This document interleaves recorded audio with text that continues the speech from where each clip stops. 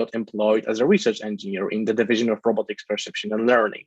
So it's a lot of traveling, but I'm enjoying it really, really well. And yeah, I can just, recommend it as well. So currently, as I said, I'm employed in the robotics perception and learning division of KTH, and we are focused on many, many various fields of robotics and perception and learning, of course. So I am focused on computer vision and machine learning, which is just a part of it. We have a huge, huge part of the division focused on social robotics, on human-robot interaction, mobile robotics, active perception. There's possibly anything you can want when dealing with robots. And I want to emphasize that robotics is not only making robots, it's not only, building stuff. There's like it's a huge, huge field. You might choose the thing you want to specialize at. So as for my current project, I'm really interested into medical use of AI, into veterinary use of AI. So currently I'm working on a project that aims to reconstruct a three-dimensional skeleton of a horse based solely on surveillance camera recordings. And to be fair, this is my first computer vision project of this extent in my life. And I'm really enjoying myself, really just deep diving into problems and trying to find your way through it. So I can really recommend that. So then we go into why should we choose research? And I have plenty of points. First thing that struck me is there's an extremely amazing work culture. People respect your time, people respect your work. And there's this huge area of trust between you and other researchers. But as we had really weird times recently with the pandemic, and a lot of us had to work from home. And between researchers, from my experience at least, both in Poland and in Sweden right now, and in Pittsburgh, of course, there's this thought that basically we trust each other, that we're going to do the work, that we're interested in it. And there's barely any toxicity when you choose your research partners correctly, so to say. And you're going to work on really meaningful projects. That's things I always valued in research, is that you can actually make an impact with what you do.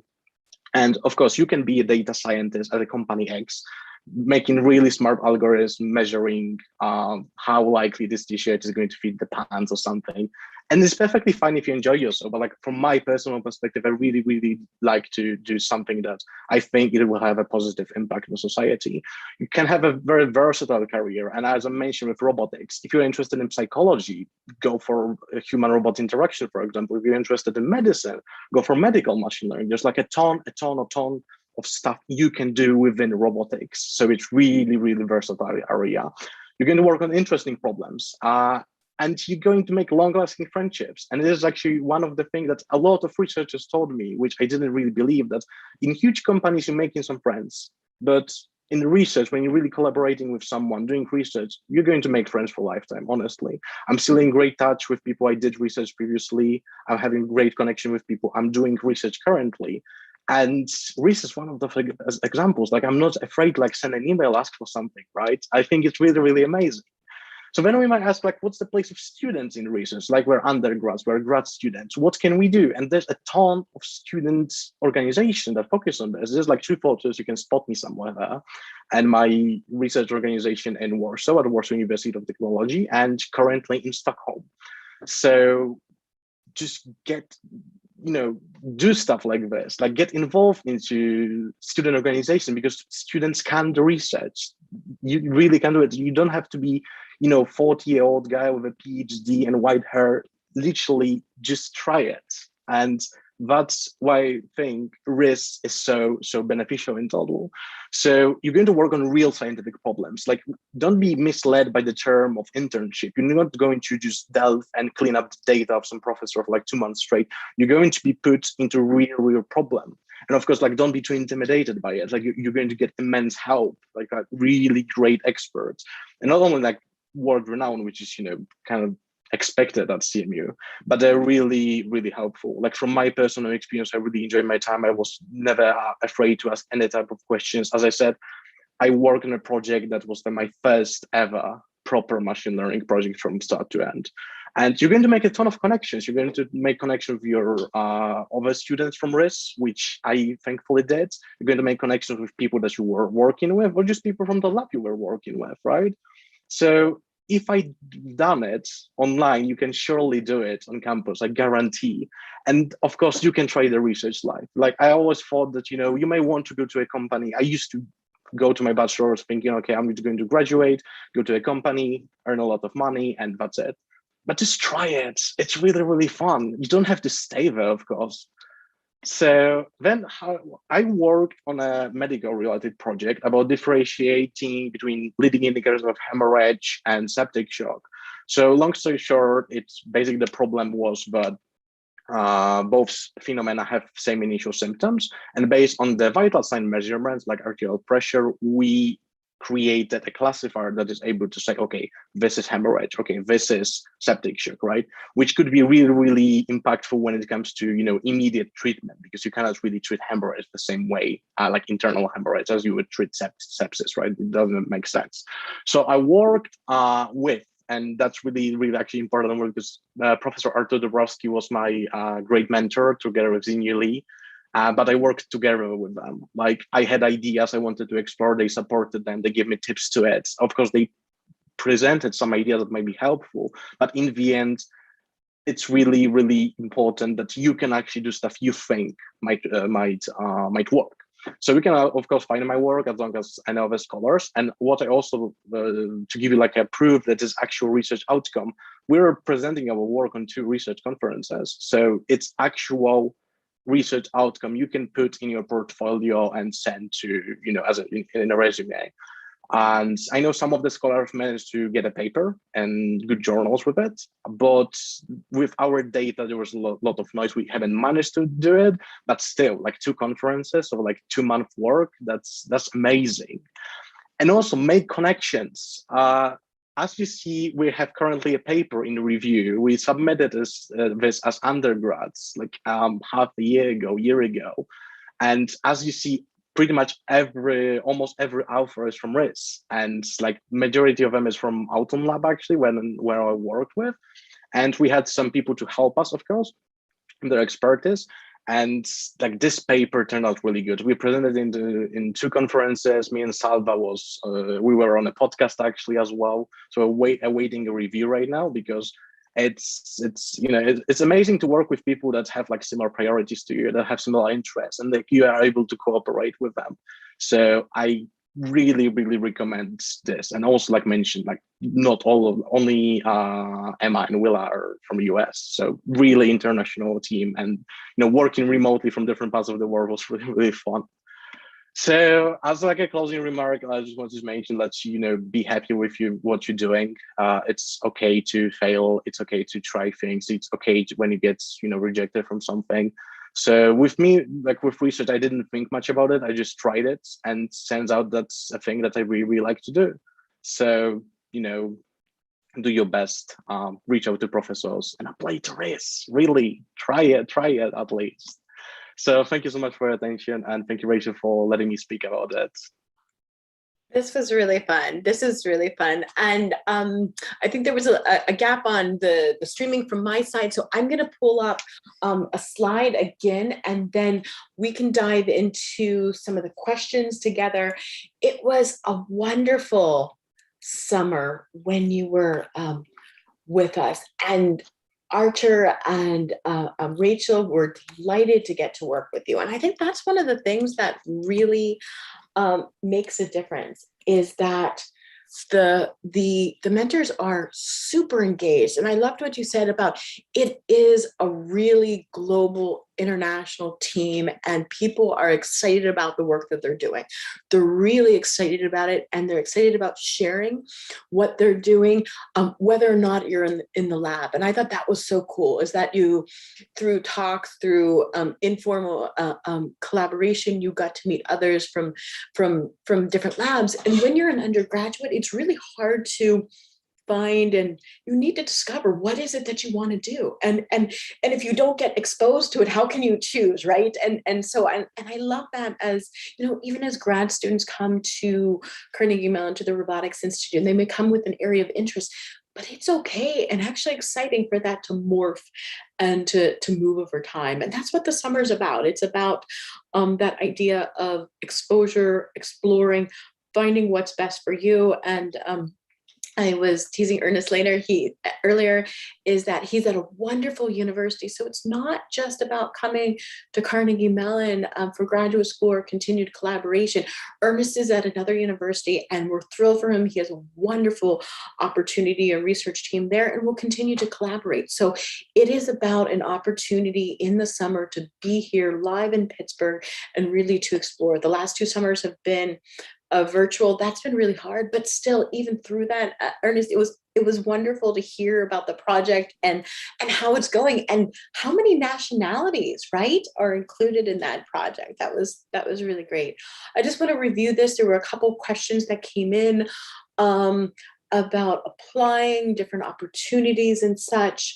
So again, I think we've gotten that question like 3 times today. There really are, you can apply as an international student. It's absolutely open to international students. So don't worry about that. And there are stipends and scholarships for international students as well. And I know that's a common concern, but there are stipends and scholarships for all participants that are in the riss program.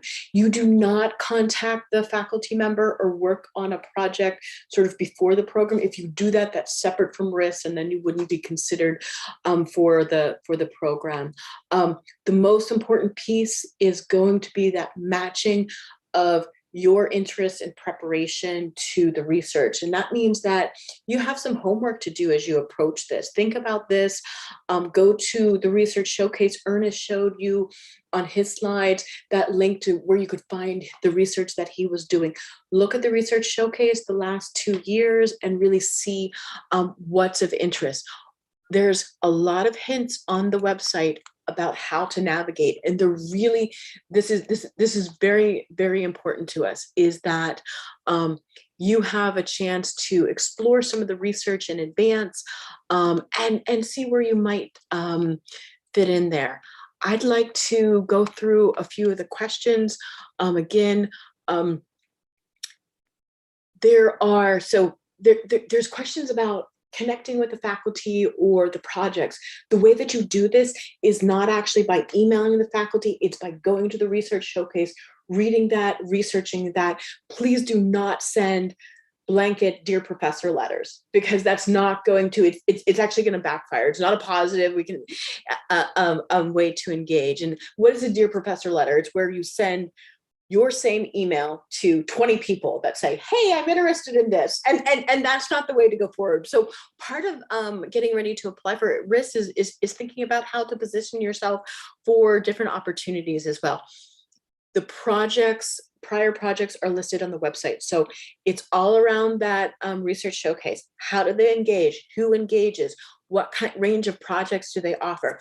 There may be some new faculty members that have just joined the Institute or maybe joined during the pandemic, are returning as a mentor. And for those individuals, you may not see a specific riss project. And why we're looking at the riss project, because it's scoped for what you can do in a summer, but you can look at, there's links to websites and such, right? So I'm going to ask Ernest, share your idea. So if I'm interested, for example, in the Auton Lab, right? What would you suggest that I do? How do I start with that research showcase? What next steps would I do? How do I find out more about some of the possibilities? So, like, if you're interested in Auton Lab, that of course, like the first thing to look at would be the website of the Auton Lab, and then you can see what exactly different people do different research. It would be really useful actually to look at the research showcase at riss. Then you can see, okay, you can just find the name of the professor that you're interested in working with, and look, okay, they've been doing this stuff and this stuff and this stuff. I think it's really, really important to have like a broad idea of stuff you want to do, people you might want to collaborate with, because then again, they are the one deciding on the project, usually, most often, I think. And you're going to get a call anyway if you'd be interested in doing this particular thing. So look at the website of Robotics Institute, look at the practical labs, what they are doing, and find professors that think you think that the research is interesting, look into the ResearchGate, look into their Scholar, look what they are the most recent articles as well. Yeah, someone asked if they can do something in machine learning or AI. If you're asking that question, I'm going to direct you again to the research showcase because it has so much. It answers that question. So when you look at the research showcase, it's going to answer a lot of the questions. So students that are first-year students absolutely can apply for the program. You must have at least one full semester of your undergraduate post-risk to qualify. If you don't have full formal research experiences, maybe there's projects, maybe there's other things that you've done in school. What would, Ernest, if a student is looking at the projects and they find something they're really interested in, but they don't have formal research experience, what would you suggest? Like, how might they approach it?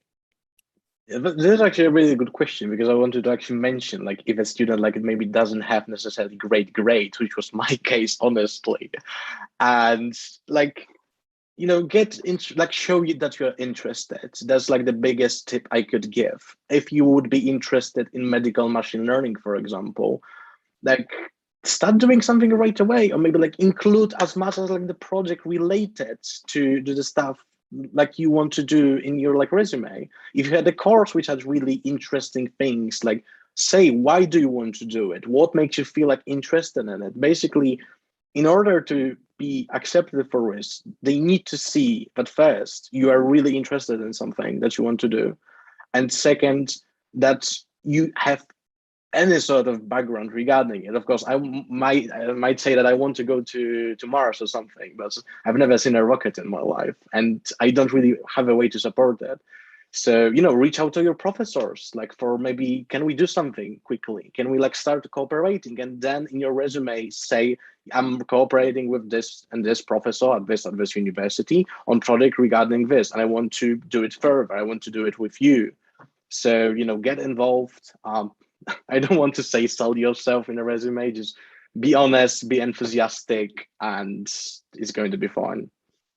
I think so. You know, starting at your home university is really so important. And I'm glad that you said that, like, reach out to the faculty members at your home university.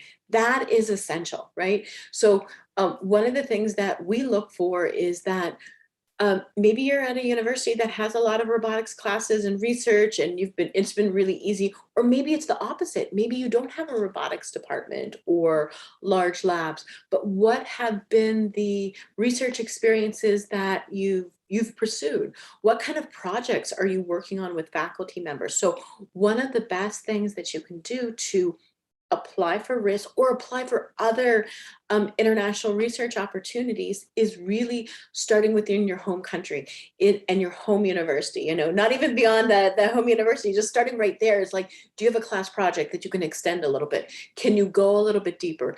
And there absolutely have been students that have come to the risk program that have not had formal research experiences. And we are a gateway. So students, most of the students will be sophomores, so they will have just finished their second year of their undergraduate, but there are quite a number that are have just finished the first year, and then there are some that are juniors as well. So there is a range of interests, a range of preparation, a range of backgrounds and such, and that makes it more exciting. You know, Ernest wouldn't want to come and only work with one group of people with only the same interests. It was really exciting to hear other perspectives and hear about other areas of research. And that's how you expose and grow and get to develop. His research project may lead him to what he really loves, or that maybe that is something that he wants to dive deeper with. But it's about an experience in the summer. It's about building a skill set and developing a network and supporting each other, learning then and then continuing to learn and grow together. So, Ernest, what would be, as we wrap up this morning, I really want to thank you for joining, and it was fantastic to see you, to chat, and really to reflect on our experience together. That was tough, the first virtual summer, first virtual. So We weren't sure, but we were able to pivot, and it was an amazing a group of students and also mentors that made it possible. So I was thankful for that. If you have someone that's in front of you and they're interested in starting in research and they're thinking about, how do they dive in? What would be your final words to them to encourage them? Yes, thank you, Rachel. So what I would suggest is just, talk to people, email people. It's not so difficult. As from my experience, how I got my current job, I was moving from Poland to Sweden, which there's a big gap when it comes to wages, right? So I applied for jobs. I applied like 100 times on LinkedIn, didn't get a single response. And I was like, I've done riss, I've done research internship at the university. So I just found professors that I think their research is interesting. And I emailed them. And 2 weeks later, I actually get a response. Yeah, hey, we would like to work with you. So just try, just mail professors, just get involved in the student research areas, get involved into different projects. They don't have to be really scientific, just have fun with it, And, as just to wrap up, just have fun with science, try it, first of all. Research is really, really fun, and just be happy. That's it. It is. It's about that experience of, just diving in, go to talk to people at your home university, email them, just get started on something. It leads to your next opportunity. It really, really does. And so we're delighted that you were able to join us today. We know that sometimes the presentations can then lead you to be able to explore some more things. So you are welcome to come back. You're welcome to ask more questions. And that's why we'll continue to have dialogues, and we'll continue to hear about some of the research from other scholars as well. We'll have about 15 people joining us over the next few sessions. And this was absolutely fantastic. And Ernest, it was fun. So thank you so much for your time today. And we look forward to continuing together. So